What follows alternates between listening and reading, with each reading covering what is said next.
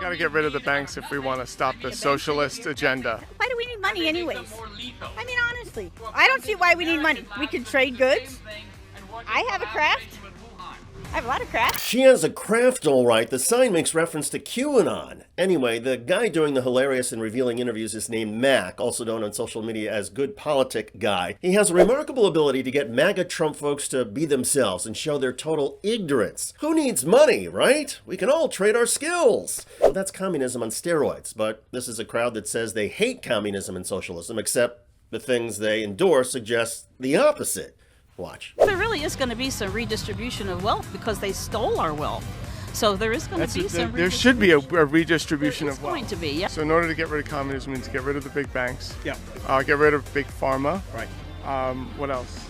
Big tech. Landlords that are coming in and buying hundreds of properties. You don't even know. Right, like China is doing it, and Bill Gates. Zillow. Yeah. We need to get rid of pharma, big pharma, Pfizer, Moderna. That's right. You know what? Amazon, Pfizer, Moderna, Apple. We need to get rid of the big pharma companies, the corporations, the big banks, in order to stop the communist agenda. You know what? Yeah, these big businesses, Amazon, this is the playbook for communism coming into our country. And they nod right along. Get rid of the big banks, big corporations, big pharmaceutical companies, redistribute wealth. Never mind that wealth redistribution, government control and breakup of private business is a hallmark of communism. But the point in all of this is that a lot of conservative supporters of Donald Trump say things without any idea what they're talking about. Somehow they've learned that socialism and communism are extreme far-left political and economic ideologies. But the MAGA folks don't know what the ideologies really are. They just hear buzzwords and say, yeah, communism is bad. And then they agree with some of the pillars of communism. One of my favorite clips in all of this is where the interviewer, Mac, asks about worker rights and worker unity. We're going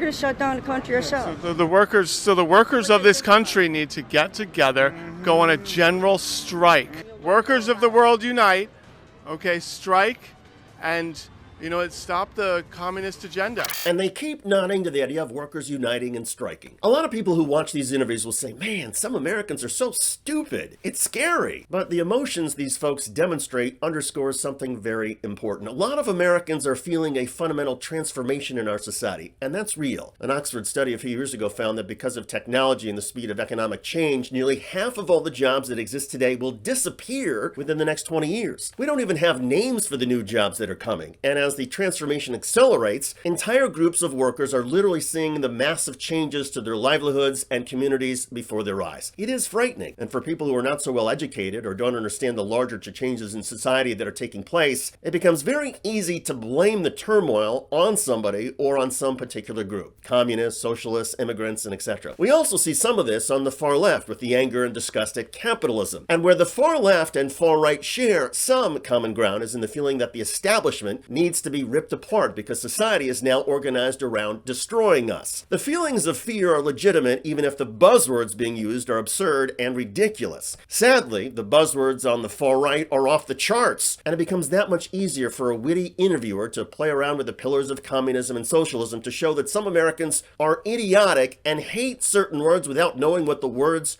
really mean. I'm David Shuster. Thanks for joining us. Tell me your thoughts in the comment section.